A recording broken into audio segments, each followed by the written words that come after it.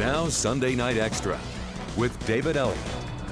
Hi, thanks for joining me. Students and teachers are getting ready to return to class for the start of yet another school year. The Harrison County School District held a special event, bringing in a couple of motivational speakers to talk about enhancing the learning experience. Dr. Andy Parker, a former teacher and school principal turned national consultant, spoke about trust, teamwork, and leadership. I talked to him about the lesson he shared with educators. Dr. Andy Parker on the coast this past week talking to schools in the Harrison County School District. Dr. Parker, thanks for joining us. First of all, there's an acronym sort of for your philosophy, GREAT. Yeah. What does that essentially mean? Well, in my great leadership philosophy, there are 5 key tools that I believe have been responsible for my success in schools throughout my career. And so I incorporate each of those tools, which start with G, R, E, A, and T, into the talks that I give to schools.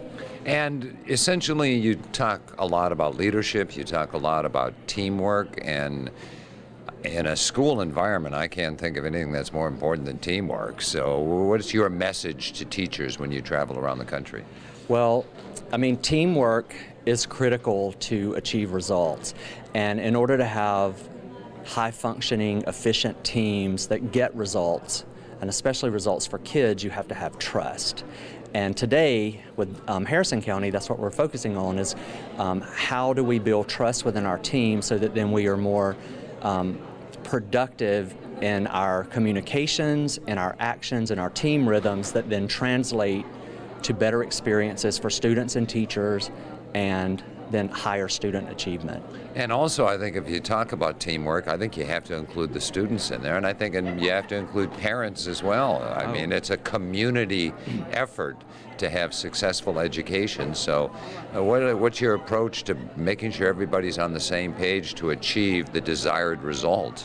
Well, first of all, we have to know what the result is that we want to get, right? So we have to identify the result, and we have to establish that vision for students and for parents and get their buy-in.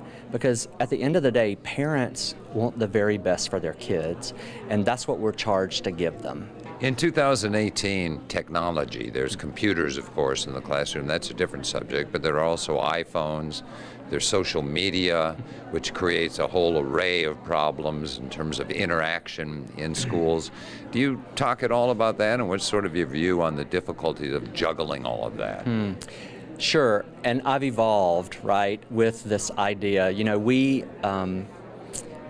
it used to be that we would write notes in school to be bad or to do things we shouldn't, and now kids can do it on iPads or iPhones. And so I think the message is we have a responsibility to teach kids and adults how to use technology appropriately, just like people taught us how to use paper and pencil appropriately, and then to leverage that technology to make our functions and our tasks in schools give us a more efficient workload. You know, teachers have one of the most difficult jobs out there, time-consuming, they're juggling all these things, and if we can find a way to make their life easier and more efficient through technology, then that's what we have to do. What about the issues that turn out to be so many distractions when we talk about the iPhones and social media? And that would be how bullying has changed. I mean, bullying's been around since the beginning of time, but it can be so disruptive now to a classroom environment. Well, I think that's where, again, we have to teach kids to accept and respect other people and their differences. And I think that's, quite frankly, very difficult right now in our country's climate. But I think one of the things that I've focused on when I was principal at Bay High School was inclusiveness. And everyone has a place at the table. And your message to teachers dealing and grappling with everything today, more and more teachers are retiring. It appears to be more and more difficult to recruit teachers. There's always talk about teacher pay.